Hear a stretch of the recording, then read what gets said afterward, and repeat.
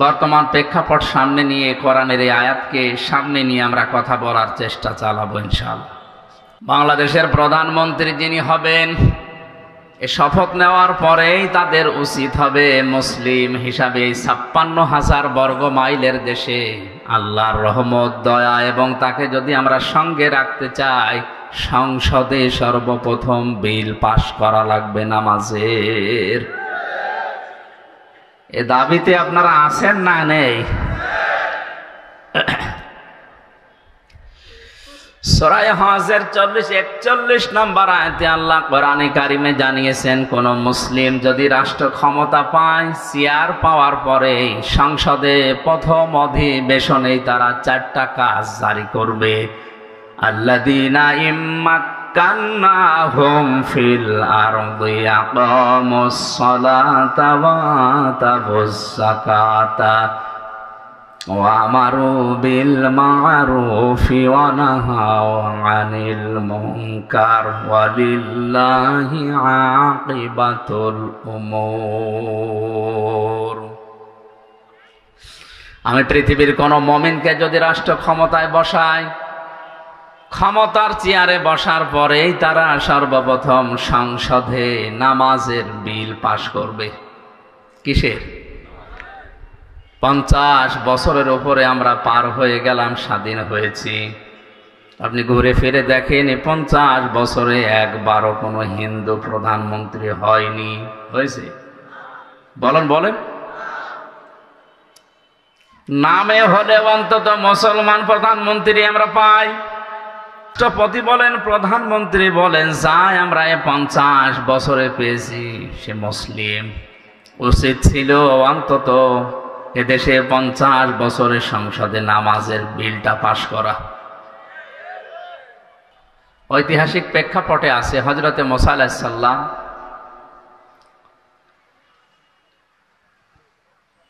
তার যে গোত্রের ১২ জন নকিব বা অধিপতি, দায়িত্বশীল, আমরা মনে করেন এমপি বা মন্ত্রী যাই বলেন, এরকম ১২ জন জনপ্রতিনিধিকে নিয়ে তিনি আল্লাহর সাথে কথা বলার জন্য তোর পাহাড়ে গিয়েছিলেন। এটা ইবনে কাসিরের বর্ণনা। তারা ওখানে যাওয়ার পরে বলল, হে আল্লাহ আমরা তোমাকে দেখতে চাই। আল্লাহ পাক সাফ জানিয়ে দিলেন, মুসা এদেরকে বলো যে আমার সাথে দেখা করা সম্ভব না। এই কথা থেকে প্রমাণ হয়, দুনিয়ার এই চর্ম চোখের দ্বারা আল্লাহর দর্শন দুনিয়াতে থাকতে কারোর জন্যে সম্ভব না। যারা আজ উলট পালট কথা এরকম ছড়ায় যে আল্লাহর সাথে আমার কথা হয়, দেখা হয়, এগুলো কোরআনে কারিমের আয়াত অনুযায়ী, আল্লাহর বক্তব্য অনুযায়ী এটা পুরাটাই মানে মিথ্যা, বাটপারি, চিটারি ছাড়া আর কিছু না। সুতরাং এরকম কোনো কথা যদি কেউ বলে, আপনারা ঘন অক্ষরেও বিশ্বাস করবেন। হযরতে মুসা নবীর সাথে যে ১২ জন নকিব, দলপতি, প্রতিনিধি, মন্ত্রী মনে করেন ১২ জন পাওয়ারফুল মন্ত্রী, এক একটা গোত্র থেকে এক একজন দায়িত্বশীলকে নিয়ে তিনি আল্লাহর সাথে দেখা করার জন্য গিয়েছিলেন।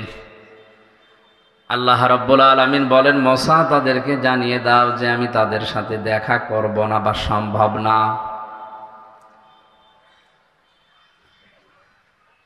মানুষের এই চর্ম চোখে দুনিয়ার এই জীবনে আমার সাথে দেখা করা যেহেতু সম্ভব না, আমি আল্লাহ তাদেরকে জানালাম, ওয়ালাকাদ আখাযাল্লাহু মিসাকা বানি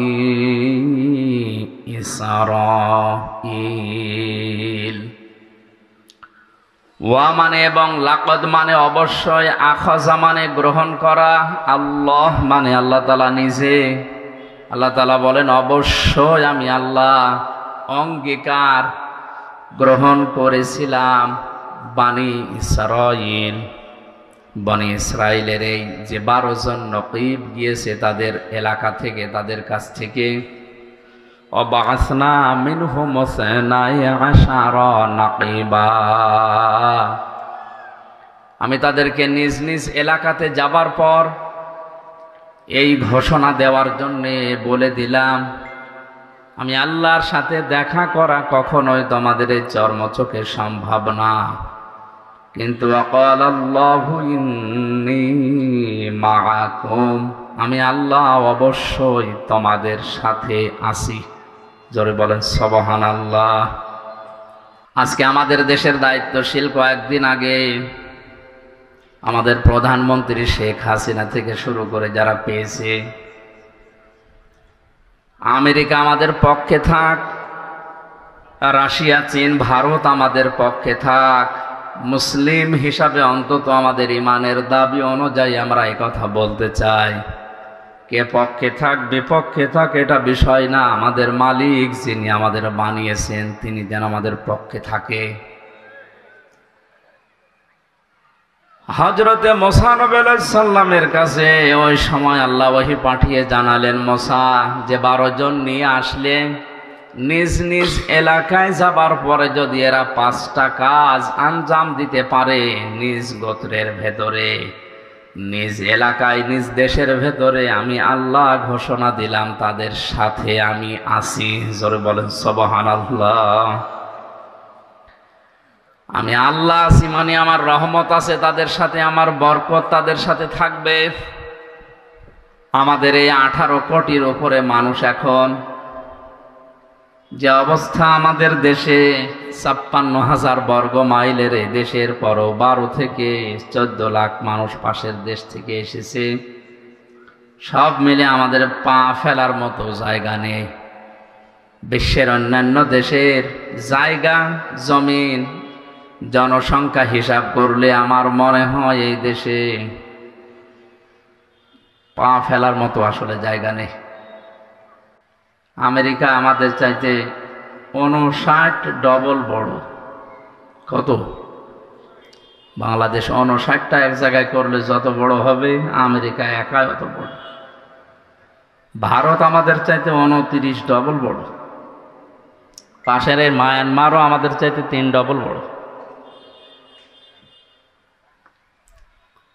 সম্মানিত উপস্থিতি, এই হিসাবে আমরা এই ছোট্ট দেশে যত মানুষ বাস করি, আল্লাহর দয়া এবং রহমত এবং তার যে বরকতগুলো, এগুলো যদি আমরা না পাই, আমাদের দ্বারা এই দেশে টিকে থাকা বা বেঁচে থাকা সম্ভব না। হযরত মুসা আলাইহিস সালামের জীবনের এই জায়গা থেকে আমরা একটা শিক্ষা নিতে পারি।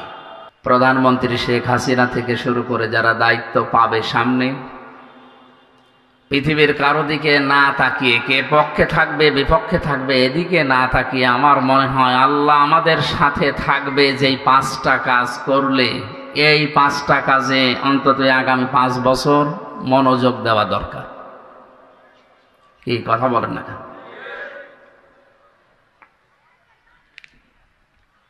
দল মত নির্বিশেষে হযরতে মুসা নবী আলাইহিস সালামের এই জীবনী থেকে আমাদের শিক্ষা নেওয়ার জন্য আয়াতটা আমি আজকে পড়লাম। যেহেতু কয়েকদিন পরে শপথ হবে, এরপরে মন্ত্রী পরিষদ গঠন হবে। মনে করেন 12 জন মন্ত্রী আল্লাহর কাছে গেছে যে আমরা তোমাকে দেখতে চাই, তোমার কিছু চাই। আল্লাহ তাআলা যদি বলেন বাংলাদেশের এই 12 জন মন্ত্রী আমার সাথে দেখা হবে না, কিন্তু আমি তোমাদের সাথে আছি, আমার রহমত আমার বরকত আমি ঢেলে দেব। সৌদি আরবে কয়েকদিন আগে স্বর্ণের খনি পেয়েছে, বাংলাদেশে এরকম কোন খনি আল্লাহ আবিষ্কার করে দিতে পারে না, তার দ্বারা সম্ভব না। সুতরাং অনেক কোন বললে ফায়াকনের পর্যায়ে আসতে আর 1 সেকেন্ডও সময় লাগে না। এই হিসাবে আমরা আল্লাহর দিকে তাকিয়ে তাকে সঙ্গে রাখার জন্য মুসা নবী আলাইহিস সালামকে যেমন 5টা কথা বলেছিলেন, আমাদের অভিভাবক যারা সামনে হচ্ছে এদেরকে আমরা এই 5টা কাজের আঞ্জাম দেওয়ার জন্য অনুরোধ জানাবো। আল্লাহ পাক বলেন, মুসা এদেরকে বলো নিজ নিজ এলাকায় যে তারা যদি লাইন আকামতুমুস সালাতা ওয়া আতাইতুমুজ যাকাতা ওয়া আমানতুম বিরুসুলি, 1 নম্বরে এরা যেন নিজ এলাকায় গিয়ে নামাজ কায়েম করে। কি করে বলেন?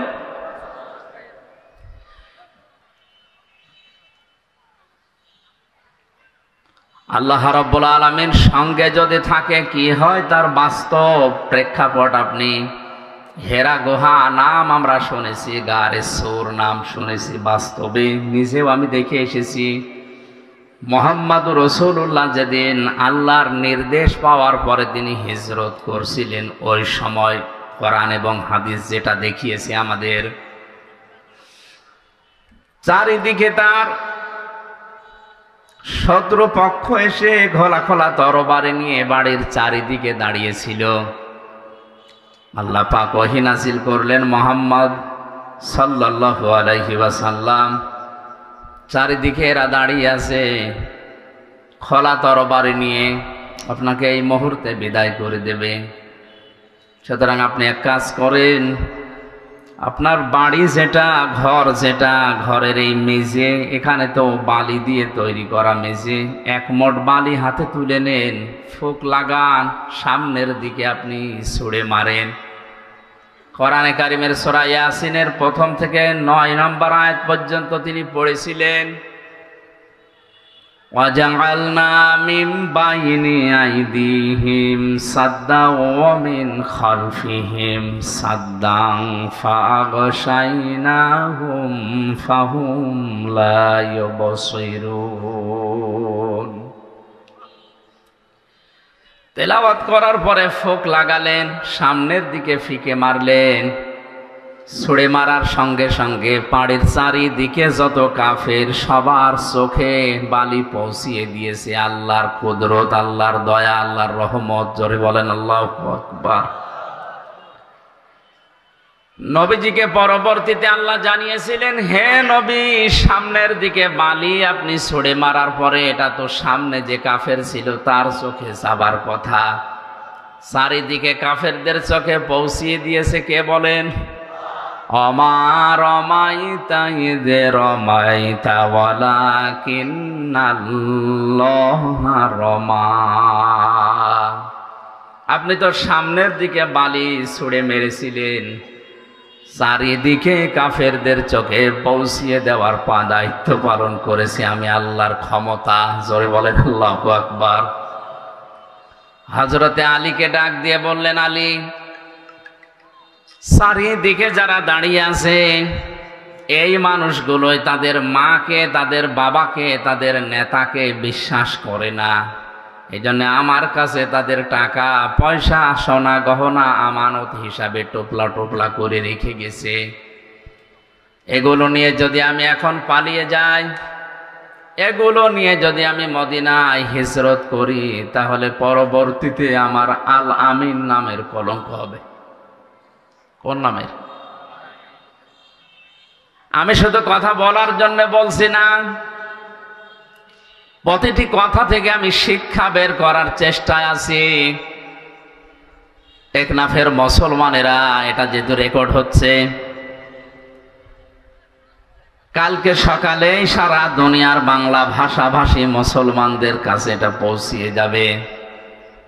সবাইকে উদ্দেশ্য করে বলছি, আপনি তাকান, জীবন মরণ নিয়ে যেখানে টানাটানি, যারা চারিদিকে দাঁড়িয়ে আছে এরা কেউ আপনজন না, সব তার জানের শত্রু। এই অবস্থায় তাদের মালামাল, তাদের সম্পদ আরো নিয়ে চলে যেতে পারলে আনন্দ লাগে, অথচ নবীজি নিজের আল আমিন নামের, আস-সাদিক নামের কলঙ্ক হয়ে যাবে।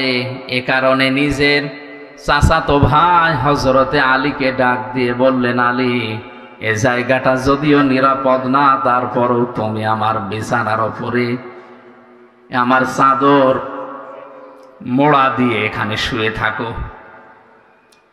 আমানতের দায়িত্ব কত কঠিন আপনি চিন্তা করেন। এজন্য দুনিয়াতে যে যেই দায়িত্ব পাবে এটা কিন্তু একটা আমানত। আমি আমানত সম্পর্কে কোরআনে যত আয়াত পড়েছি, সবচাইতে কঠিন বিষয় হচ্ছে মানুষের জীবনের দায়িত্ব নেওয়া। এই আমানতটা আমার নিজের দায়িত্বে আমি নিয়ে কিয়ামতে জবাব দিতে পারবো কিনা, লক্ষ কোটি কোটি মানুষের দায়িত্ব আমার মাথার উপরে। এই যে কত কঠিন বিষয়, এটা আপনি যতক্ষণ অনুধাবন না করবেন ততক্ষণ বুঝবেন না। এই জন্য নবীজি থেকে শুরু করে যারা এই দুনিয়ায় দায়িত্ব পেয়েছে আমরা দেখি খলাফায়ে রাশিদিন সহ কেউ জোর করে দায়িত্ব নিতে চাইতো না, বলতো না আমি নিজের জীবন সম্পর্কেই তো ওয়াকিফাল না, আমি নিজের জীবন সম্পর্কে জবাব দিতে পারবো কিনা, এতগুলো মানুষের দায়িত্ব নিয়ে কিয়ামতে আমি নিজে আবার জাহান্নামে হয়ে যায় কিনা। এই অনুভূতি যতক্ষণ পর্যন্ত এই দেশের 1628 জন মানুষ এখন দায়িত্বে আছে, এই মানুষগুলোর ভেতরে যতক্ষণ হযরতে ওমরের মতো অনুভূতি সৃষ্টি না হবে ততক্ষণ এই দেশ শান্ত হওয়া সম্ভব না। বিশ্বনবীর জীবনী শুনি অনেকে এই যে সুবহানাল্লাহ আলহামদুলিল্লাহ অনেকের চোখ ভিজে যাচ্ছে। একই কষ্ট করেছে। নিজের বাস্তব জীবনের সাথে যদি আপনি মেলাতে যান তখন টের পাবেন বাস্তবতা কত কঠিন। আমরা জানি নবীজির জীবনী শুনলে সওয়াব হয়। হ্যাঁ, কখন সওয়াব হয়? যখন এই কথাগুলো নিজের প্র্যাকটিক্যাল লাইফে আপনি মেলাতে পারবেন তখন। হযরতে আলীকে বললেন আমার এই চাদরটা মোড়া দিয়ে এখানে ঘুমিয়ে থাকো, ওই যে টোপলা টোপলা গুলো দেখতে পাও এগুলো কারো স্বর্ণ, কারো রূপা, কারো টাকা পয়সা আমার কাছে রাখা।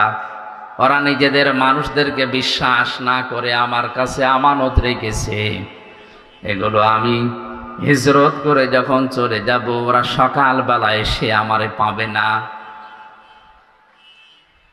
আমাকে না পেয়ে আমার বিছানায় যখন তোমাকে পাবে সঙ্গে সঙ্গে তুমি এই নাম লিখা লিখা দেখে তাদের হাতে তাদের এই আমানত গুলো পৌঁছিয়ে দিও। হুজুর বলেন আল্লাহু আকবার। হযরতে আলী বলেন সকাল বেলায় ওরা এসে দেখে চাদর মোড়া দিয়ে আমি ঘুমিয়ে আছি, বারবার আমাকে ডাক দেয় মোহাম্মদ ওঠো। ওরা তো জানে না চাদরের নিচে কি আছে। একবার দুইবার তিনবার ডাক দেওয়ার পরও যখন আমি উঠি না, জোর করে ওরা চাদর টানাটানি করছিল।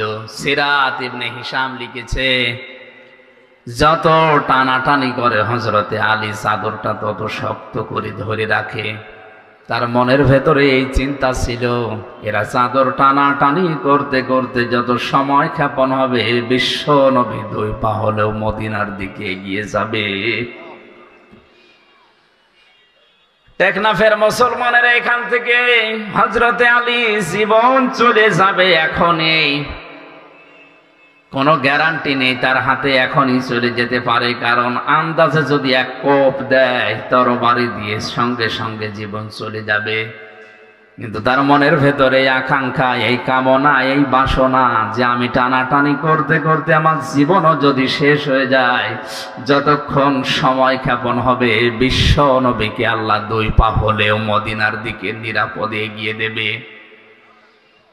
আমাদের সামনে এরকম সময় যদি আসে, জীবন যদি চলেও যায়, আমি আঁকড়িয়ে ধরে রাখবো ইসলামকে, পেছনের দরজা দিয়ে হলেও এমন ভাবে ইসলামকে সাহায্য করব আল্লাহর বিধানকে এগিয়ে দেওয়ার জন্য। অন্তত আল্লাহর বিধান যেন এই পৃথিবীতে 2 দিনের জন্যও টিকে থাকে। আমার কথার অর্থ হয়তো আলেমরা বুঝেছেন। আমাদের মহা আমানতের দায়িত্ব এখন মাথার উপরে। এই মেম্বারগুলো, এই স্টেজগুলোর আমানত বড় কঠিন আমানত। এটা যদি আমি সঠিকভাবে পালন না করি, আল্লাহ নিজে এবং যত সৃষ্টিকুল আছে সবাই আমার উপরে লানত দেওয়া আরম্ভ করবে। জোরে বলেন নাউজুবিল্লাহ। কোরআনে কারিমে 2 জায়গায় আয়াতটা আমি পেয়েছি, ইন্নাল্লাযীনা ইয়াকতুমুনা মা আনজালাল্লাহু মিনাল কিতাবি ওয়া ইয়াশতারুনা বিহি সামানান ক্বালিলা উলাইকা মা ইয়াকুলুনা ফি বুতুনিহিম ইল্লান নার। সূরা বাকারার 172 নম্বর আয়াতে সম্ভবত আছে। আল্লাহ তাআলা বলেন ইন্নাল্লাযীনা, নিশ্চয় যে বা যারা, এখানে কোনো আলেমের নাম নেই, কোনো চেয়ারম্যান, কোনো এমপি, কোনো মন্ত্রীর নাম না। আল্লাযীনা ইসমে মৌসুলা, সবাই এর ভেতরে আমরা আছি। নিশ্চয় যে বা যারা মা আনজালাল্লাহু মিনাল কিতাবে, যা আমি আমার কিতাবের ভেতরে নাজিল করেছি, এটা জানার পরেও দুনিয়ার কোনো স্বার্থ পেয়ে এটা গোপন করে রাখছে, ভবিষ্যতেও রাখবে। এক তো মনে এটা মজারে, বর্তমান ভবিষ্যৎ, প্রেজেন্ট ফিউচার, দুইটা কাল নিয়ে আল্লাহ এই শব্দটা গঠন করেছেন। একটু খেয়াল করে শোনেন, কোরআনের কোন শব্দ বোঝার জন্য কোনো মানুষ যদি চেষ্টা করে, ওটা যদি নাও বোঝে, তাও 500 রাকাত নফল নামাজের সওয়াব হয়। একটু খেয়াল করেন, এক তো মোনা, যারা গোপন করছে ভবিষ্যতেও করবে, যেহেতু দুইটা কাল আছে। এখন যারা গোপন করছে বলতে, এখন আমরা যারা দুনিয়াতে উপস্থিত আছি, কিয়ামত পর্যন্ত যারা দুনিয়ায় আসবে সবাই আয়াতের ভেতরে আছে না নেই? মা আনজালাল্লাহু মিনাল কিতাবে, আল্লাহর কিতাব থেকে তুমি যা জানো এটা যদি গোপন করে রাখো, ওয়াস্তারুনা বিহি সামানান কলিলা, আর এটা গোপন করলে ইহুদিরা খুশি হবে, খ্রিস্টানরা খুশি হবে, সর্বোপরি বাংলাদেশের মুনাফিক মুসলমানরা খুশি হবে।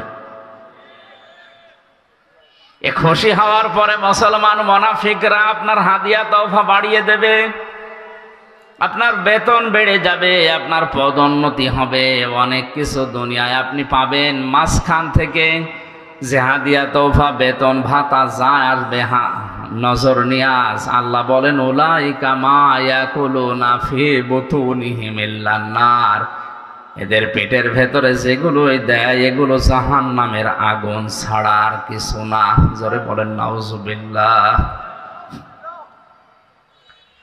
আমার মুসলমান ভাইরা, এই জন্য আমাদের উচিত হচ্ছে এই স্টেজগুলো, মসজিদের মেম্বারগুলো, রাজনৈতিক যে মঞ্চগুলো, এগুলোর আমানত, এই দায়িত্বটা আমাদের পালন করা দরকার।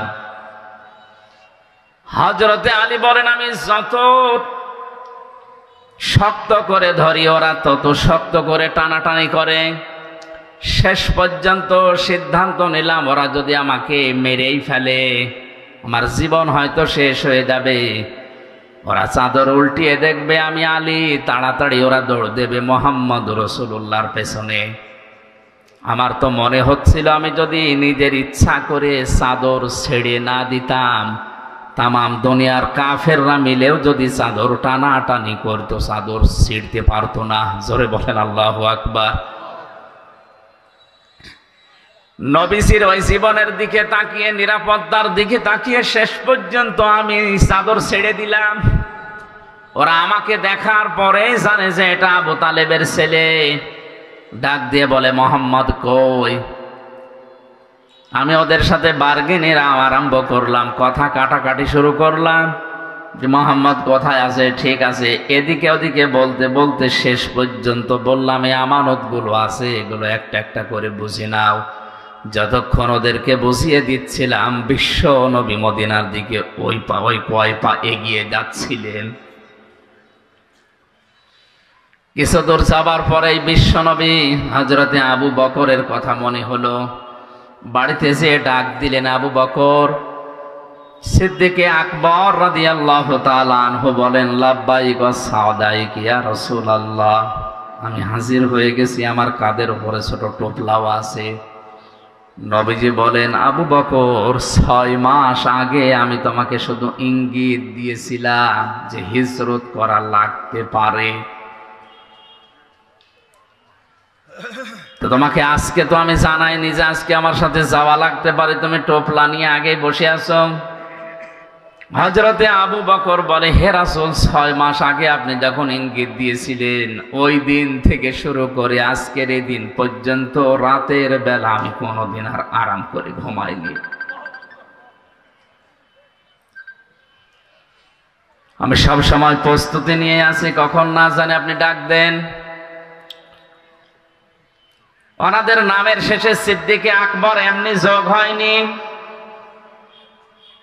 আমাদের নাম তো হামজা থেকে আমির, হামজাও কেউ বলতে চায় না। ওনাদের নাম উচ্চারণ করলে সঙ্গে সঙ্গে সিদ্দিক বলার পরে রাদিয়াল্লাহু আনহু বলা লাগে। এটা শুধু 1 বছর 2 বছর 5 বছর না, কিয়ামত পর্যন্ত যত মুসলমান দুনিয়ায় আসবে তাদের নাম শুনলেই বলা লাগবে রাদিয়াল্লাহু তাআলা আনহু। আমাদের মতো 60 বছর 63 বছরের জীবন তাদের ছিল। এই ছোট্ট জীবনে কি এমন কাজ দুনিয়াতে করলেন, উপহার দিলেন যে আল্লাহ তাদেরকে চিরন্তন করে দিয়েছেন। যেন আমাদের উচিত আমাদের ছোট্ট জীবনে এমন এমন কিছু কাজের আঞ্জাম দেওয়া, মারা যাওয়ার পরে কোটি কোটি বছর যেন আল্লাহর বান্দাদের দোয়ায় আমরা শামিল থাকতে পারি। নবীজি আবু বকরকে নিয়ে চলে যাচ্ছিলেন, বিশ্ব নবীকে নিয়ে। হযরতে আবু বকর মদিনার পথে উল্টা দিকে যাওয়ার সময় যতগুলো ঘটনা ঘটেছে আমি ইতিহাস বলার জন্য বলছি না, আমি শুধু এখানে একটা ইঙ্গিত দেওয়ার জন্য এসেছি। গাড়ে সরে যখন নবীজিকে নিয়ে হযরতে আবু বকর লুকিয়ে পড়লেন, কাফেরেরা ওই সময় যে খুঁজতে খুঁজতে একেবারে গুহার ওই মুখ পর্যন্ত পৌঁছিয়ে গিয়েছিল। ইতিহাস যারা লিখেছে, আমি নিজে ওই গুহা পর্যন্ত উঠেছিলাম, ওই জায়গাতে 2 রাকাত নামাজও পড়ে দেখেছি। বসলে আমার মনে হয় যদি একটু কেউ বাম থেকে বসে যে ভেতরে কি আছে দেখা যায়। হযরতে আবু বকর কিন্তু ঘাবড়িয়েও গিয়েছিলেন। আল্লাহর নবী মুহাম্মদুর রাসূলুল্লাহ একটু বিচলিত হননি, ভেঙে পড়েননি। ওই কঠিন অবস্থায়ও তিনি বলেছিলেন, আবু বকর ভয় পেও না, মহান আল্লাহ রব্বুল ইজ্জাত আমাদের সাথে আছেন। ইন্নাল্লাহা মা'ানা, এই যে মা'ানা টান দেওয়া আছে এক আলিফ, আমরা শুধু 2 জন না, আমাদের সাথে আরেকজন আছে, তিনি আমাদের মালিক আল্লাহ। জোর বলে সুবহানাল্লাহ। এজন্য দুনিয়ার পরিবেশ যত কঠিন হোক, যত ভয়ঙ্কর হোক, আমি যে 2 লাইনের গজলটা বলেছিলাম ইসলামী সঙ্গীত, ওর ভেতরে আমার আজকের এই আলোচনার সারমর্ম আছে। রেখো না মনেতে ভয় বান্দা খোদার, দূর হয়ে যাবে বাধা সব, তোমার আমার এক মালিক আছেন, আছেন আমাদের রব, আছেন আমাদের রব। জোরে বলেন ঠিক কিনা?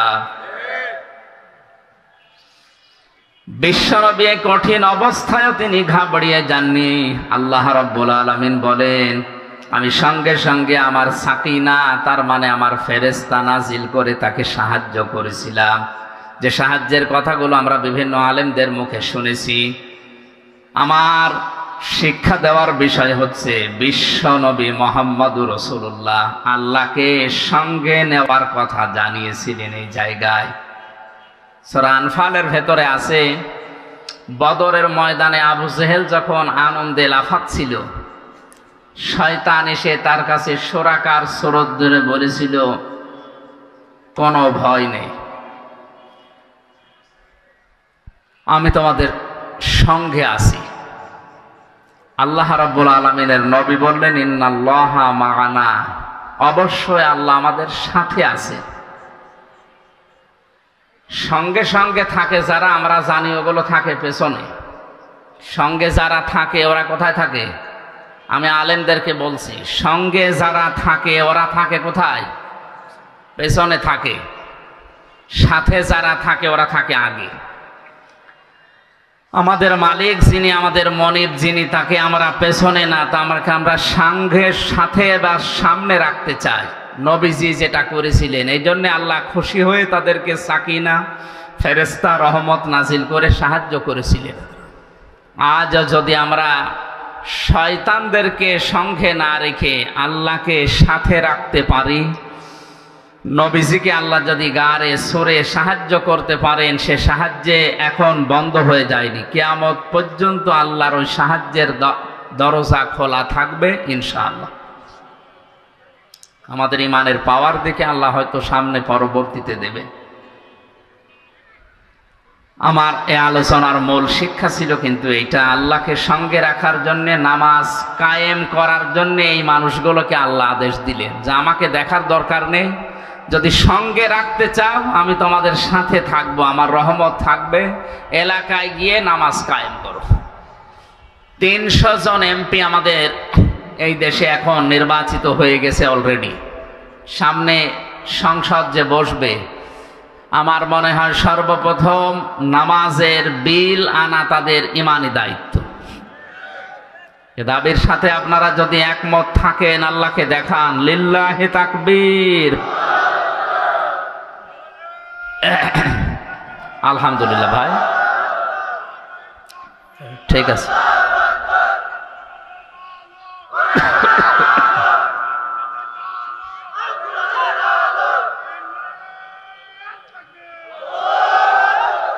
টেকনাফবাসী, আমি কথা বোঝাতে চাই এটা যে 50 বছর পার করে ফেলেছি, কিন্তু এই নিয়মটা আজ সংসদে আমরা পেলাম না। আমাদের এটা পাওয়ার দরকার ছিল, তাহলে নামাজের অন্তত ওয়াজ করা লাগতো না। কথা বলেন ঠিক কিনা? আল্লাহ এখানে নামাজ পড়ার কথাও দেননি, দিয়েছেন লাইন আকামতুমুস সালাত, যদি তারা নামাজ কায়েম করে। কি করে? নামাজ পড়া আর নামাজ কায়েম করা এক না। নামাজ কায়েম করা মানে নামাজকে দাঁড় করানো।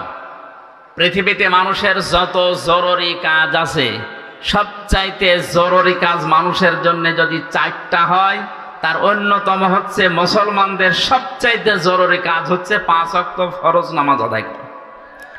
এর চাইতে অন্তত জরুরি কাজ মানুষের জীবনে মুসলমানদের জন্য আর নেই। হাজারো মানুষ বিভিন্ন ছলে, বিভিন্ন সোতানাতা দিয়ে নামাজকে নষ্ট করে ফেলে। কিয়ামতের সর্বপ্রথম আল্লাহ যে হিসাবটা মানুষের কাছে নেবে, তোর সন্তান কয়জন ছিল তা না, টাকা পয়সা কত কামিয়েছো তা না, নামাজ কতটুকু পড়েছো সঠিকভাবে, এটা আগে আমার কাছে বলো, এরপরে পরবর্তী হিসাব তোমার নেওয়া হবে। যেন মুসলমানের একটু হিসাব করছি, যেখানে যারা আছেন অনেকেই নামাজ এখনো ধরেননি বা পড়েন না। আজকের এই মাহফিল থেকে যদি সিদ্ধান্ত নেওয়া যায়, যতদিন আজরাইল না আসে অন্তত ফরজ নামাজ আমি ছাড়বো না, এটা পারা যায়? পারা যায় এটা? সম্মানিত মা বোনেরা, আপনাদেরকে বলছি, আল্লাহর পক্ষ থেকে আপনাদের যেই কয়দিন ছুটি দেওয়া আছে, 3 দিন, 5 দিন, 7 দিন, 10 দিন বাদ দিয়ে বাকি সময়টুকু আপনি যত বড় গুরুত্বপূর্ণ কাজে থাকেন না কেন, নামাজটা বাদ দেওয়া যাবে না, অন্তত ফরজ নামাজ। সুন্নত নফল যদি পড়তে না পারেন, পরবর্তীতে সময় করে পড়ে নিন। ফরজ নামাজ মাস্ট বি, যখন সময় হবে পড়াই লাগবে। এমনও মাসলা পেয়েছি, মহিলাদের সন্তান যখন দুনিয়ায় আসে, প্রথমে সন্তান আসে না, প্রথমে পানি দেখা যায়, এরপরে রক্ত দেখা যায়, এরপরে সন্তানের মাথা বের হয়ে গেছে। নবীজি বলেন, এমন অবস্থায়ও যদি নামাজের সময় হয়ে যায়, তুলার ভেতরে মাথা সন্তানের বিছিয়ে দিয়ে মহিলাকে বলো নামাজ পড়তে। বলেন তো, জীবন মরণ নিয়ে সময় টানাটানি না? এরপরও নামাজ ছেড়ে দেওয়ার কথা নবীজি বলেন না, যে নামাজ বাদ দেওয়া যাবে না। যে না, আশা করছি আমি নামাজের ওয়াজ করার জন্য বসি নাই, খালি একটা পয়েন্ট বললাম, যত কাজে থাকেন ফরজ নামাজটা বাদ দেবেন না, তাহলে আপনি আল্লাহর জিম্মা থেকে আল্লাহর চোখের আড়াল হয়ে যাবেন। এমনকি এমনও কোরআনে সূরা তাহার 124 নম্বর আয়াতে আছে, আমান আ'রাদান যিকরি ফাইন্না লাহু মাঈশাতান দানকা ওয়া নাহশুরুহু ইয়াওমাল কিয়ামাতি আ'মা ক্বালা রাব্বি লিমা হাশারতানি আ'মা ওয়া ক্বাদ কুনতু বাসীরা। কোন মানুষ যদি আল্লাহর নামাজ থেকে, আল্লাহর জিকির থেকে, আল্লাহর আইন থেকে মুখ ফিরিয়ে নেয়, মহান আল্লাহ তার জীবনকে দঙ্কা সংকীর্ণ করে দেয়। দঙ্কার ব্যাখ্যায় আমি প্রায় 33টা অর্থ পেয়েছি তাফসিরে। এবার যারা মুফাসসির আছে, আলেম আছে, একটু জ্ঞানী মানুষ আছে, তাদেরকে বলছি, আল্লাহ রাব্বুল আলামিন দঙ্কা শব্দ মাঝখানে লাগালেন কেন? আমি ভার্সিটিতে থাকাকালীন যত তাফসির এই দঙ্কা শব্দ নিয়ে মিলিয়েছিলাম, মুফাসসিরিন ইকরাম সবাই এই বাক্যের এই শব্দের এক অর্থই দিয়েছে, এটা দুনিয়ার আয় উন্নতি মনে হবে অনেক কিছু করে ফেলেছি। আল্লাহর বিধান বাদ দিয়ে কেউ যদি সম্পদ উপায় করে, আল্লাহর বিধান নষ্ট করে কেউ যদি দুনিয়ায় চর্মচোখে দেখতে পাওয়া যায় বহু কিছুর মালিক হয়ে গেল লোকটা, আল্লাহ পাক বলেন ওর ভেতরে আমি বরকত দেব না, শান্তি রাখবো না। আসবে 10 টাকা, বিভিন্ন সাইড দিয়ে যাবে আরো 12 টাকা। জোরে বলেন নাউজুবিল্লাহ। আল্লাহর বিধান বাদ দিয়ে কেউ যদি সুদ খায়, এটা আল্লাহর বিধানে আছে না বাইরে? এই কথা বলে না কেন? এই নিষিদ্ধ কাজ করে সম্পদ উপায় করলে, ঘুষ খেয়ে, এই যে বিভিন্ন জিনিস আপনাদের পাশ থেকে যেগুলো আসে অবৈধভাবে, এগুলোর ব্যবসা করে চর্ম চোখে হয়তো মনে হবে যে বহু কিছুর মালিক হয়ে গেলাম, গাড়ি বাড়ি নারী টাকা পয়সা বহু কিছু আমার চর্মকে যদি দেখা যায়, আল্লাহ বলেন আমি দঙ্কা করে দেব, কারণ এটা আমার বিধানের ভেতরে ছিল না। এই কারণে ওর জীবনকে আমি সংকীর্ণ করব। টাকা পয়সা আসবে 10 লাইন থেকে, খরচ হবে 20 লাইন থেকে। 40,000 টাকা হয়তো ঘুষ খেয়ে, আবার ব্যবসা করে, নাকি এটা বলা ঠিক হচ্ছে না? এলাকায় আছে এগুলো। এই যে ডাইলের ব্যবসা যারা করে, বাবার ব্যবসা যারা করে, এগুলো কি বৈধ না অবৈধ? আপনারা যাই মনে করেন, আপনাদের এলাকায় মনে হয় এই টেকনা প্রক্রিয়ার জন্য এটা বৈধ আছে। এই কাজ করে হয়তো বাড়িতে 40,000 টাকা আপনি আজকে নিয়ে গেলেন। এই দঙ্কাটা ভালো করে শোনে না, 40,000 টাকা বাড়িতে নিয়ে গিয়ে দেখলেন আপনার স্ত্রী মাথা ধরে পড়ে আছে। কি গো, আমার মাথা ব্যথা, চলো ডাক্তারের কাছে। ওখানে গেল 5,000। বাড়িতে এসে দেখছেন আপনার ছোট্ট সন্তান চিল্লাচ্ছে, কি গো, জিনে ধরেছে। হুজুর ডাক দিয়ে ঝেড়ে নে, কবিরাজ নিয়ে আয়। ছেলের দিকে তাকিয়ে, কি তোমার কি? আমার পেটে ব্যথা। এক একটা সমস্যা এক একটা সমস্যা এক একটা সমস্যা আসতে আসে। নিয়ে এসেছিলেন 40,000 টাকা, চলে যাচ্ছে 42,000। এটা থাকবে না। আল্লাহর বিধানটা বাদ দিয়ে কেউ যদি উপায়ন্তর করে, আল্লাহ দঙ্কা করবে তো দঙ্কা করবে। ওয়ানাহশুরুহু ইয়াউমাল কিয়ামাতি আমা, এটা আরো কঠিন। এই দুনিয়ায় শেষ না, যখন আরেকটা জগৎ সামনে আসবে মরণের পরে, ওই জগতে উঠবেন, যখন চোখ থাকবে না, অন্ধ হয়ে উঠবেন। জোরে বলেন নাউজুবিল্লাহ। লোকটার তো চোখ ছিল, আজকে আমার চোখ অন্ধ কেন? তুমি চোখটা ভালো করে দাও, আমি আদম নবীকে দেখবো। উনি 60 হাত লম্বা ছিলেন, 40 হাত মোটা ছিলেন, একটু দেখবো কেমন আদম নবী। আল্লাহ রাব্বুল আলামিন ধমক দিয়ে বলবেন, ক্বালা কাযালিকা তাতকা আয়াতুনা ফানাসিতাহা ওয়া কাযালিকাল ইয়াউমা তুনসা। আজকের এই দিনে আমি তোকে ভুলে গেলাম, যেভাবে তুই আমার বিধান, আমার নামাজ, আমার জিকির, আমার আইন ভুলেছিলি। শুধু ভুলেই গেলাম না, তুই যে আমার বান্দা ছিলি হামজা নামে একজন, তুই যে আমার বান্দি ছিলি রহিমা নামে একজন, কোনদিন তোদের এই নাম আমি আল্লাহর এই জবানে আর উচ্চারণ করব না।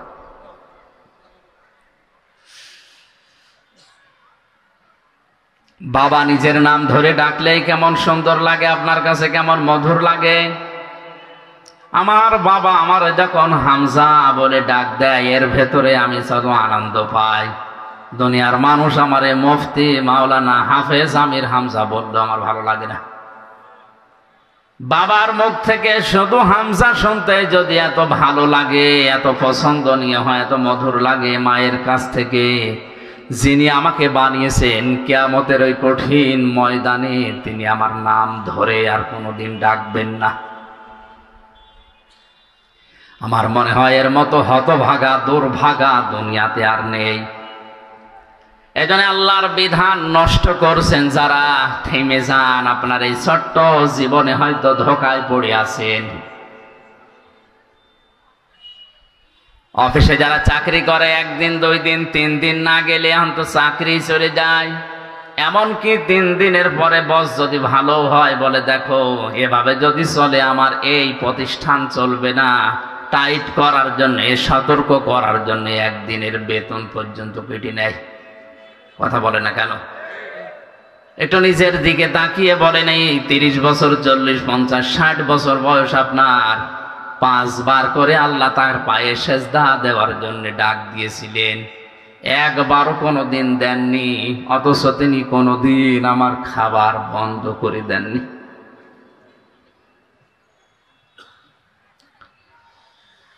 কক্সবাজারবাসী আমরা আল্লাহকে সঙ্গে রাখতে চাই।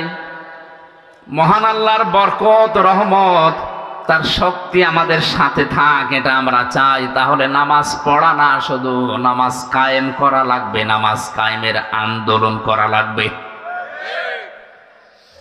বাস্তবতা আজ হয়েছে উল্টা, নামাজ পড়ে নামাজ কায়েম তো করে না, নামাজ কায়েমের আন্দোলন যারা করে তাদেরকে আজ ধরে ধরে অনেকে পিটায়। অথচ আল্লাহকে সঙ্গে রাখতে হলে আপনাকে নামাজ পড়া না, নামাজ কায়েম করা লাগবে। পড়া কোরআন পড়ে আমি নামাজ পড়ার কথা মাত্র 1 জায়গায় পেয়েছি। কয় জায়গায়? ফাসাল্লি লিরাব্বিকা ওয়ানহার। হে নবী, আপনি নামাজ পড়েন আপনার রবের নামে। পড়া কোরআনে আছে শুধু 1 জায়গায়। আর 72 জায়গায় ডাইরেক্ট, ইনডাইরেক্ট পেয়েছি 120 জায়গায়। প্রত্যেকটা জায়গায় আল্লাহ দিয়েছেন নামাজ কায়েম করো, নামাজ কায়েম করো। এতবার বলার দরকার কি? প্রত্যেকটা শাব্দিক অর্থের একটা অর্থ থাকে।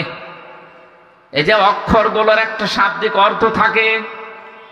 কেউ যদি টাকা পয়সা নিয়ে আপনার সাথে ব্যবসা করে, আমরা 2 জন ব্যবসা করতাম, ওনার 5 লাখ আমার 10 লাখ টাকা এক জায়গায় করে ব্যবসা করেছিলাম। হঠাৎ 2 মাস পরে উনি যে লাভ হয়েছিল, লাভগুলো নিয়ে টাকা পয়সা নিয়ে পালিয়েছে। মাওলানা আমারে জিজ্ঞাসা করছে, আমির হামজা আপনার সাথে যে ব্যবসা করতো সেই লোক কই? আমি যদি ওনারে বলি 65 মানে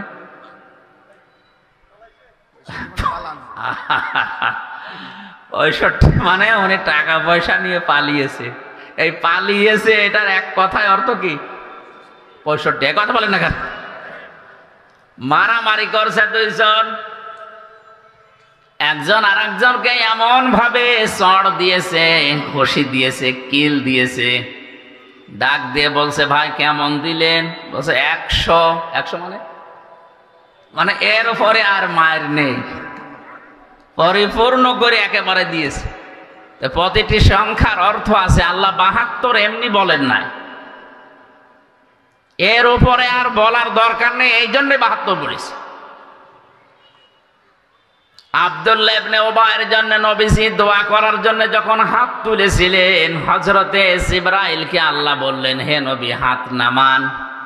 এর জন্য দোয়া করা তো দূরের কথা, এর কবরের পাশেও আপনি দাঁড়াতে পারবেন না।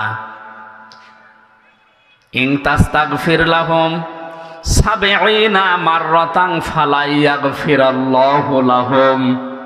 এর জন্য যদি আপনি 70 বারও ক্ষমা চান, তারপরও একে আমি আল্লাহ ক্ষমা করব না। নবীজি বলেন, আল্লাহ আমি যদি 71 বার ক্ষমা চাই তাহলে তোমার ওই কথা আর থাকে না। আল্লাহ বলেন, লান আছে, মজারের আগে লান আসলে অর্থ হয় কখনোই হবে না। আমি 70 বার তো একটা সংখ্যা বোঝানোর জন্য বলেছি, 70 মাররাতান। পরের শব্দে দেখো, ফালাই ইয়াগফিরাল্লাহু লাহুম। কক্সবাজারবাসী আপনাকে একটা ইঙ্গিত দেই, ইয়াগফির শব্দটা দেওয়ার পর আল্লাহ হোম বহু বচন দিয়েছেন। কেননা আব্দুল্লাহ ইবনে উবাইয়ের নাম আল্লাহ কি জানে না? এ কথা বলেন না কেন? তার নাম আল্লাহ জানতেন, নামটা এখানে বসিয়ে দিলেন না কেন? হোম বহু বচন জমির দিয়ে আল্লাহ জানিয়েছেন কিয়ামত পর্যন্ত আব্দুল্লাহ ইবনে উবাইয়ের চরিত্র অনেকের ভেতরে থাকবে। তারা নামাজ পড়বে কিন্তু নামাজ কায়েম করবে না, নামাজ কায়েমের আন্দোলনও করবে না। হে নবী, এই মানুষগুলো যদি মারা যায় এদের জন্য ৭০ বার দোয়া করলেও আমি আল্লাহ তাদের মাফ করব না। জোরে বলেন নাউজুবিল্লাহ। এই জন্য আজ যারা বাংলাদেশে নামাজ শুধু পড়ছেন, নামাজকে পরিবারের, সমাজে, রাষ্ট্রে দাঁড় করানো দরকার, এটা কায়েম করা দরকার। রাষ্ট্রীয়ভাবে এ দায়িত্ব পালন করার জন্য যারা আছে তাদেরকে এগিয়ে দেওয়া দরকার। এই ভূমিকা যাদের নেই তাদের জন্যও কিন্তু ৭০ বার দোয়া করলেও কাজ হবে না। সতর্ক করার দায়িত্ব ছিল, ডাইরেক্ট ইনডাইরেক্ট বিভিন্ন কায়দায় আমার করলাম। এখন যদি আপনি সেই গন্ডারের মতো হন, আমার দাদা মারা গেছে জেলখানায় থাকার সময়, তিনি জীবিত থাকতে বলতেন একজন শ্বশুর বাড়ি যাওয়ার সময় দেখছে একটা গন্ডার হাঁস দাঁড়িয়ে আছে রাস্তার পাশে। গন্ডারকে কাঁতো কুতো দিয়েছে, হাসে না। ৩ দিন শ্বশুর বাড়ি থাকার পরে ফিরে আসার সময় দেখে গন্ডার হাসতেছে। কি গো, ৩ দিন আগে কাঁতো কুতো দিলাম তখন হাসলে না, এখন হাসতেছ? গন্ডার বলে, বন্ধু এই ৩ দিন সময় লেগেছে চামড়া ভেদ করে কাঁতো কুতো লাগতে। গন্ডারের কাঁতো কুতো লাগতে সময় লাগে কয়দিন? আর আমাদের ৫০ বছরও হয়নি। এই ৫০ বছর অনেক কোরআনের পাখি ওয়াজ করেছে যে নামাজ কায়েম করা লাগবে। কথা বলে না কেন? আব্দুল্লাহ ইবনে উবাই নামাজ পড়তো, তাও আমার মতো হামজার পেছনে না, নবীজির পেছনে। এই টেকনাফ বাহার ছড়া মসজিদে না, ও নামাজ পড়ে কাবা শরীফে মসজিদে নববীতে। যে নামাজ শুধু পড়েছে, নামাজে কায়েম করা লাগবে আল্লাহকে সঙ্গে রাখার জন্য, দায়িত্ব তার জীবনে ছিল না। এই জন্য ৭০ বার দোয়া করেও আল্লাহ তাকে মাফ করেনি, এমনকি তার কবরের পাশে দাঁড়ানো নিষেধ। এই জন্য আল্লাহ ইয়াগফিরাল্লাহু লাহুম দিয়েছেন। এর মতো চরিত্রের দুনিয়ায় যারা আছে কিয়ামত পর্যন্ত আসবে, এদের জন্যও যদি কাবা শরীফের ইমামও দোয়া করে মাফ চায়, আল্লাহ তাদের মাফ করছে না, করবে না, করছে না, করবে না। এ শব্দ কোথায় আছে? এই যে ইয়াগফির মজারে, এর আগে লান।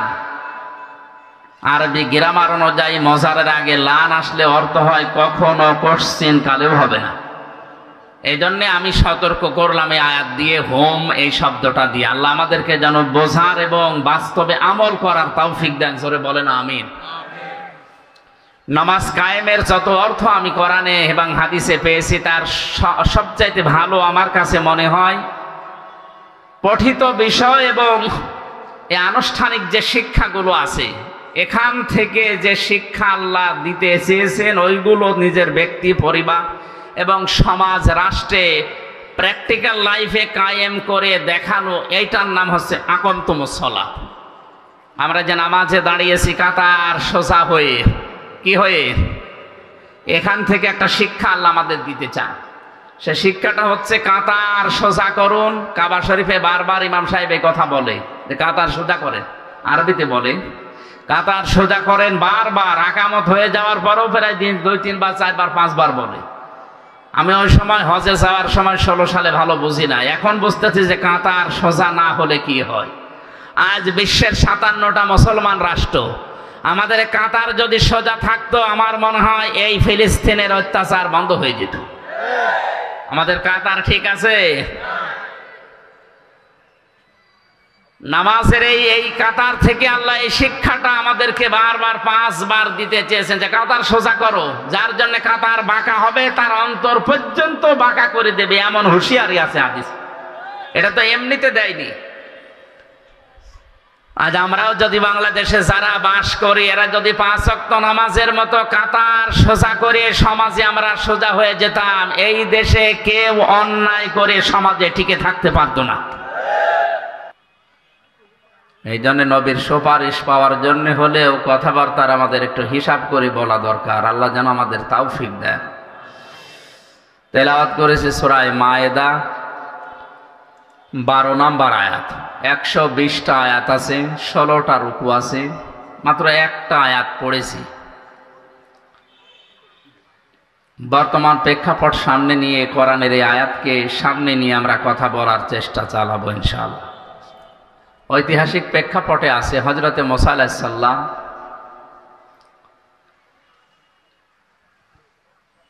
তার যে গোত্রের 12 জন নকিব বা অধিপতি দায়িত্বশীল, আমরা মনে করেন এমপি বা মন্ত্রী যাই বলেন, এরকম 12 জন জনপ্রতিনিধিকে নিয়ে তিনি আল্লাহর সাথে কথা বলার জন্য তোর পাহাড়ে গিয়েছিলেন। এটা ইবনে কাসিরের বর্ণনা। তারা ওখানে যাওয়ার পরে বলল, হে আল্লাহ আমরা তোমাকে দেখতে চাই। আল্লাহ পাক সাফ জানিয়ে দিলেন, মুসা এদেরকে বলো যে আমার সাথে দেখা করা সম্ভব না।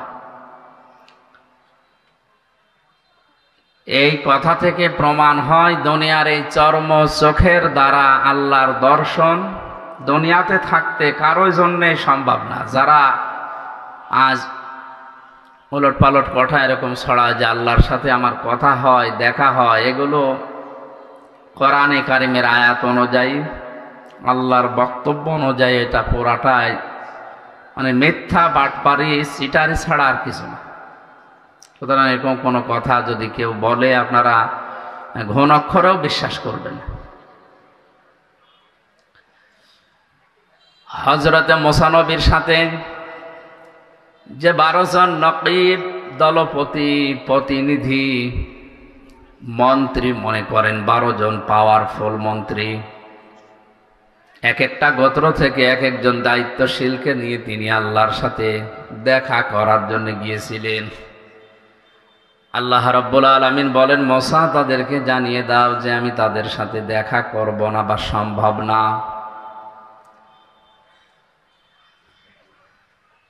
মানুষের এই চর্ম চোখে দুনিয়ার এই জীবনে আমার সাথে দেখা করা যেহেতু সম্ভব না, আমি আল্লাহ তাদেরকে জানালাম, ওয়ালাকাদ আখাযাল্লাহু মিসাকা বানি ইসরাঈল। ওয়া মানে এবং লাকাদ মানে অবশ্যই, আখাযা মানে গ্রহণ করা, আল্লাহ মানে আল্লাহ তাআলা নিজে। আল্লাহ তাআলা বলেন অবশ্যই আমি আল্লাহ অঙ্গীকার গ্রহণ করেছিলাম বানি ইসরাঈল, বনি ইসরাইলের এই যে 12 জন নকিব গিয়েছে তাদের এলাকা থেকে, তাদের কাছ থেকে। ওয়াবাসনা মিনহুম ইসনাই আশারা নাকিবা,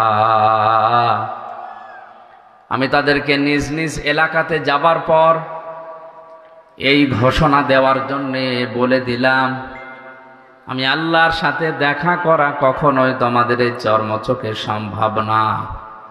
কিন্তু ওয়াকালাল্লাহু ইন্নী মাআকুম, আমি আল্লাহ অবশ্যই তোমাদের সাথে আছি। জোরে বলেন সুবহানাল্লাহ। আজকে আমাদের দেশের দায়িত্বশীল কয়েকদিন আগে আমাদের প্রধানমন্ত্রী শেখ হাসিনা থেকে শুরু করে যারা পেয়েছে, আমেরিকা আমাদের পক্ষে থাক, রাশিয়া, চীন, ভারত আমাদের পক্ষে থাক, মুসলিম হিসাবে অন্তত আমাদের ইমানের দাবি অনুযায়ী আমরা এই কথা বলতে চাই, কে পক্ষে থাক বিপক্ষে থাক এটা বিষয় না, আমাদের মালিক যিনি আমাদের বানিয়েছেন তিনি যেন আমাদের পক্ষে থাকে। হযরতে মুসা নবী আলাইহিস সালামের কাছে ওই সময় আল্লাহ ওহী পাঠিয়ে জানালেন, মুসা যে 12 জন নিয়ে আসলে নিজ নিজ এলাকায় যাবার পরে যদি এরা 5টা কাজ আঞ্জাম দিতে পারে, নিজ গোত্রের ভেতরে, নিজ এলাকায়, নিজ দেশের ভেতরে, আমি আল্লাহ ঘোষণা দিলাম তাদের সাথে আমি আছি। জোরে বলেন সুবহানাল্লাহ। আমি আল্লাহ আছি মানে আমার রহমত আছে তাদের সাথে, আমার বরকত তাদের সাথে থাকবে। আমাদের এই 18 কোটির উপরে মানুষ, এখন যে অবস্থা আমাদের দেশে, 56,000 বর্গ মাইলের এই দেশের পরও 12 থেকে 14 লাখ মানুষ পাশের দেশ থেকে এসেছে, সব মিলে আমাদের পা ফেলার মতো জায়গা নেই। বিশ্বের অন্যান্য দেশের জায়গা জমিন জনসংখ্যা হিসাব করলে আমার মনে হয় এই দেশে পা ফেলার মতো আসলে জায়গা নেই। আমেরিকা আমাদের চাইতে 59 ডবল বড়। কত? বাংলাদেশ 59টা এক জায়গায় করলে যত বড় হবে, আমেরিকা একাই অত বড়। ভারত আমাদের চাইতে 29 ডবল বড়। পাশের এই মায়ানমারও আমাদের চাইতে 3 ডবল বড়।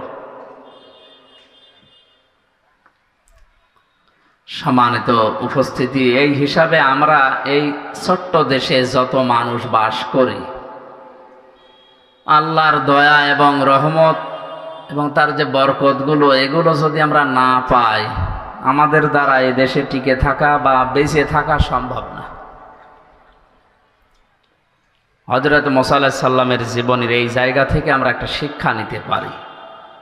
প্রধানমন্ত্রী শেখ হাসিনা থেকে শুরু করে যারা দায়িত্ব পাবে সামনে, পৃথিবীর কারো দিকে না তাকিয়ে, কে পক্ষে থাকবে বিপক্ষে থাকবে এদিকে না তাকিয়ে, আমার মনে হয় আল্লাহ আমাদের সাথে থাকবে। যেই 5টা কাজ করলে, এই 5টা কাজে অন্তত আগামী 5 বছর মনোযোগ দেওয়া দরকার। কি কথা বলেন না?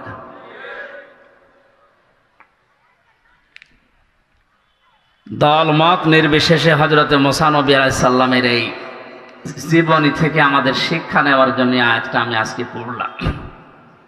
যেহেতু কয়েকদিন পরে শপথ হবে, এরপরে মন্ত্রী পরিষদ গঠন হবে। মনে করেন 12 জন মন্ত্রী আল্লাহর কাছে গেছে যে আমরা তোমাকে দেখতে চাই, তোমার কিছু চাই। আল্লাহ তাআলা যদি বলেন বাংলাদেশের এই 12 জন মন্ত্রী আমার সাথে দেখা হবে না, কিন্তু আমি তোমাদের সাথে আছি, আমার রহমত আমার বরকত আমি ঢেলে দেব। সৌদি আরবে কয়েকদিন আগে স্বর্ণের খনি পেয়েছে। বাংলাদেশে এরকম কোন খনি আল্লাহ আবিষ্কার করে দিতে পারে না, তার দ্বারা সম্ভব না। সুতরাং অনেক কোন বললে ফায়াকনের পর্যায়ে আসতে আর 1 সেকেন্ডও সময় লাগে না। এই হিসাবে আমরা আল্লাহর দিকে তাকিয়ে তাকে সঙ্গে রাখার জন্য মুসা নবী আলাইহিস সালামকে যেমন 5টা কথা বলেছিলেন, আমাদের অভিভাবক যারা সামনে হচ্ছে এদেরকে আমরা এই 5টা কাজের আঞ্জাম দেওয়ার জন্য অনুরোধ জানাবো।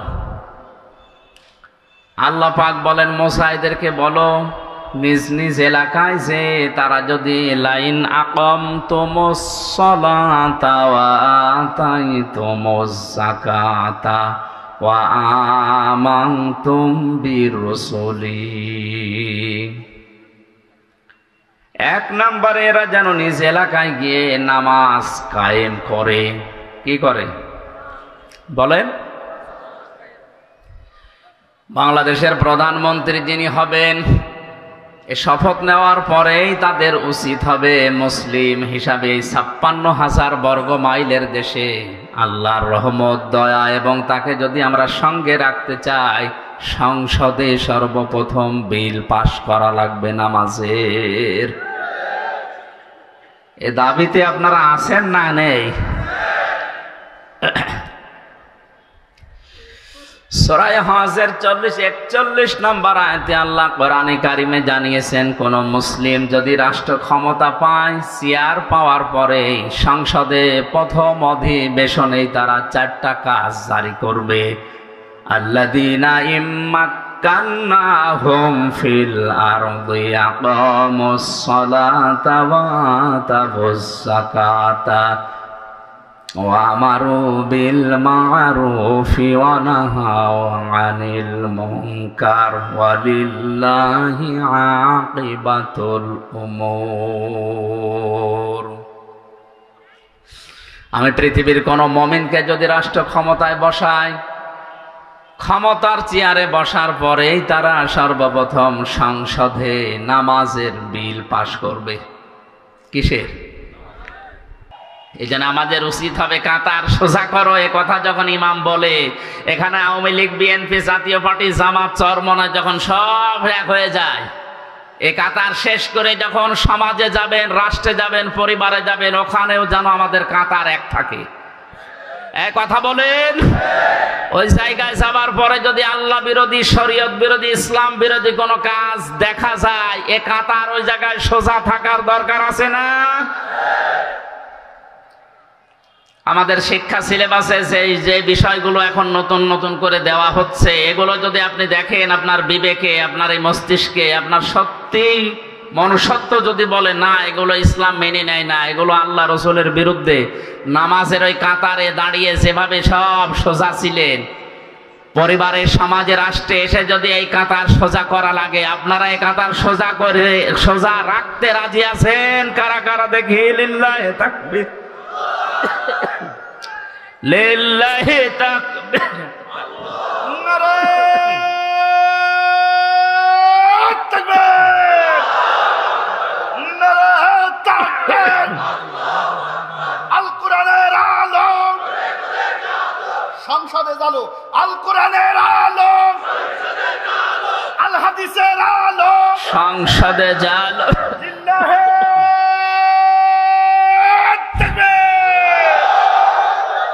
আমার শরীর অসুস্থ, কণ্ঠ ভাঙ্গা, যার পরও ভাঙ্গা ভাঙ্গা কথায় আমি যেটা বোঝাতে চেয়েছি আশা করছি আপনারা বুঝেছেন। আমাদের কাতার যেন অন্তত সব জায়গায় সোজা থাকে, থাকবে তো ইনশাআল্লাহ। আল্লাহকে সঙ্গে রাখার জন্য প্রথম নাম্বার কাজই নামাজ কায়েম করা। দায়িত্বে যারা আছেন বা দায়িত্ব যারা পাচ্ছেন, আমাদের প্রধানমন্ত্রী শেখ হাসিনা থেকে শুরু করে যারা দায়িত্বে থাকবেন, এখন আশা করব নামাজের বিল আমাদের সংসদে সর্বপ্রথম কায়েম হবে। 2 নম্বরে জাকাতের কথা আছে, 3 নম্বরে রাসূলদেরকে সাহায্যের কথা আছে, 4 নম্বরে কর্জে হাসানা দেওয়ার কথা আছে, 5 নম্বরে আছে তাদেরকে সাহায্য করার কথা। আল্লাহ বলেন এগুলো যদি কেউ করে, আমি আল্লাহ তাদের জন্য বাগান তৈরি করে রেখেছি, এই বাগানের তলদেশ দিয়ে নদী আর নহর এই সমুদ্রের মতো বইতে থাকবে। শুধু বলবে না ফামান কাফারা বাদা যালিকা মিনকুম, এরপরে যদি কেউ মুখ ফিরিয়ে চলে যায়, ফাকাদ দাল্লা সাওয়াস সাবিল, তাকে আমি আল্লাহ গোমরাহির এমন অতল গহ্বরে লিপ্ত করে দেব, নামিয়ে দেব, নিমজ্জিত করব, যেখান থেকে ফিরে আসা আর সম্ভব না। মা বোন যাদেরকে আমি কয়েক মিনিটে আপনাদের দায়িত্ব এবং কর্তব্যের কথাগুলো শোনাচ্ছি, শুধু 5 ওয়াক্ত নামাজ পড়া, রোজা রাখা আর কালো বোরকা পরা এটা আপনার ইবাদত না। নেককার নারীর যে বৈশিষ্ট্যগুলো হাদিসে আছে তার অন্যতম হচ্ছে 17টা, আমি সামারাইজ করে 4টা বলছি। কোন মহিলা যদি নেককার দাবি করে, তাহলে তার স্বামী তার দিকে তাকালেই স্বামীকে সে খুশি করবে, এরকম আচরণ করা লাগবে। 2 নম্বরে স্বামী যেটা পছন্দ করে, স্বামীর ওই পছন্দ করা কাজকে তারও পছন্দ করা লাগবে।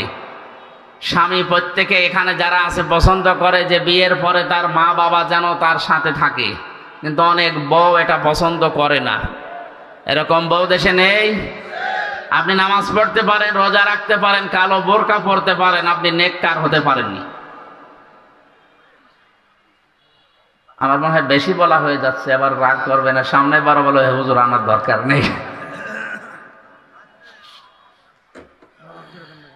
এরপরে আছে কোন স্বামী যদি তাকে কোন জায়েজ কাজের আদেশ দেয়, জীবন থাকতে সে জায়েজ কাজ তার জীবনে সে আদায় করবে।